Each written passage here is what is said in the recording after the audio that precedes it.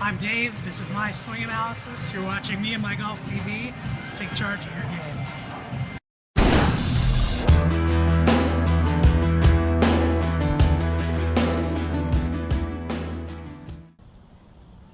Welcome to North Shore Country Club on our Take Charge tour here in Chicago. Andy, what a fantastic place. Beautiful. Beautiful practice. See, the grass here is immense. It's that good.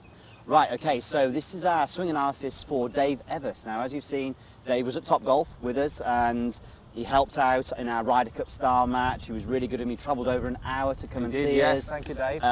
Really excited to see him, and he's been watching our videos for a couple of years now, and you know what, it's really good to actually meet you guys, and we need to do more of this, you know, getting out there and seeing you guys. So we need to do more of these trips, Andy, yeah? Is that a good idea? I think so. That's a good idea. Okay, so let's have a look at Dave's golf swing. Now, Dave's been playing for a few years now, and he does a lot of things very well, but if we look at the front view first of all, the big issue that we see straight away is the hip position at setup. So his hips are set too far away from the target, so we can see that his right hip, we can see a lot of that right hip, that right leg, we don't see too much of the front leg, the left leg. Now, this causes a big problem in his rotation in his backswing. So as we swing to the top of his backswing, we'll see that the hips, they don't really rotate a lot, and that's a real big issue in getting the club on plane and generating the power for him. So he's not loading the hips enough in the backswing. So if we go, we'll come back to that obviously in a moment. Let's go to the down the line view. Now, the thing that stands out straight away from this, Andy, from a pretty good setup and posture from this view, is the takeaway. So as the club goes back, we can see, we talk about this all the time in our swing analysis, that the club is being rotated and disconnected away from the body. Now, we shot this footage on my iPhone, so the club isn't very clear, but we can see that the club has rotated a lot. We know that from looking at his golf swing. Now, as soon as you rotate the club face a lot in the backswing, it's very rare we see a draw ball flight when we get down. So we can see from here, because of the hip position as well, the club is thrown down into a steep downswing over the top, and that's what's resulting in his fade and giving him a few poor contacts as well.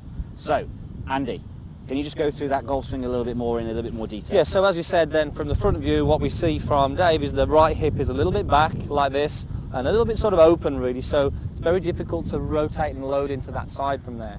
So this causes sort of a problem from the start there, Pierce, doesn't it? So what we said we want Dave to do from the front view there is actually we want to sort of drop the hip back, okay, bump it to the left towards the target and tilt as well. So we're sort of presetting the hips back to the target and more tilted away. So this will help him sort of load into this right hip from the start. Look at the rotation in the hip there. So with the closing of the hips to start with helps to preset the turn, as Andy said, a bump to the target and then a tilt with the shoulders. Really does load into this right side. Again, that's going to help with the path for him as well. And it's more exaggerated with the drive. It's almost like the K-bomb with the driver that we're asking him to do. With the iron, it won't be as exaggerated, but definitely with the iron, we need that bump and close. And it'll feel a lot for Dave, that will. We were having a little play with it last night, and it was quite a lot for him, absolutely. Okay, so that's the front view. Let's have a look at the down the line. Down the line. So as we see with Dave, then the first move is a lot of arms and clubs. So we see this separation and disconnection here where the club head moves in early. The right arm bends quite early there as well. And at this parallel point one, we see here, Pierce, that the club head is quite a long way behind the hands. You can see how this right arm is really bent as well. So where we'd like to see, we talk about it so often, we would like to see the club in line, the club head in line with the hands at this point and parallel to your target line.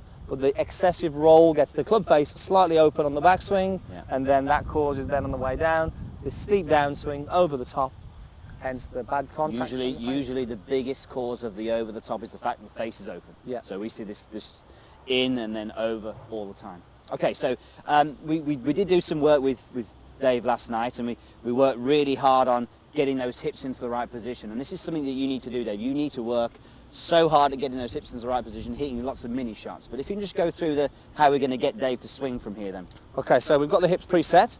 So we said from here that we wanted to feel a bit more connection. So we talked about the body creating more of the movement on the way back as opposed to the arms and the shoulders. So from here we said we wanted to feel that the body swings the arms, and as we move back here it's a much more connected backswing.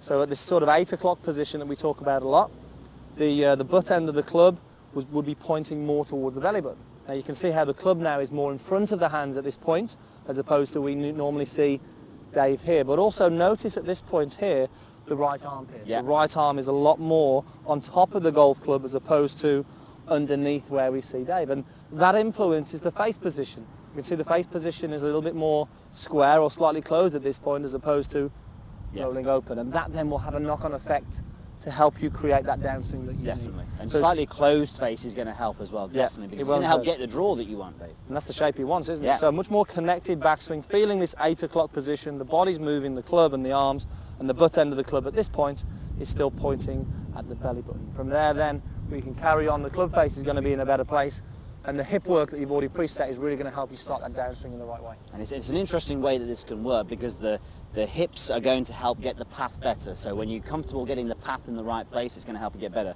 But often when the people get the club face good and stronger or more closed, the ball tends to go to the left for the right-handed golfer. So they start hooking a few. Well, that's perfect, because all that means is that you've got your face sorted, but you've still got your old over the top.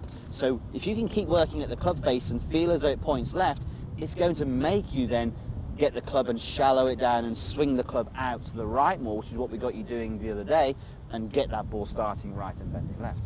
Sounds pretty simple. Sounds simple. So simple things in the setup there which will help him create a better path and turn, but then an easy thing to do in the backswing, just to create that better connection and move away is going to help you get that club face squarer. All right, sounds good. Okay, Dave, so give that a try. Post your comments down below. It's all in the hips to start with, and then as it says, get that club face. Good.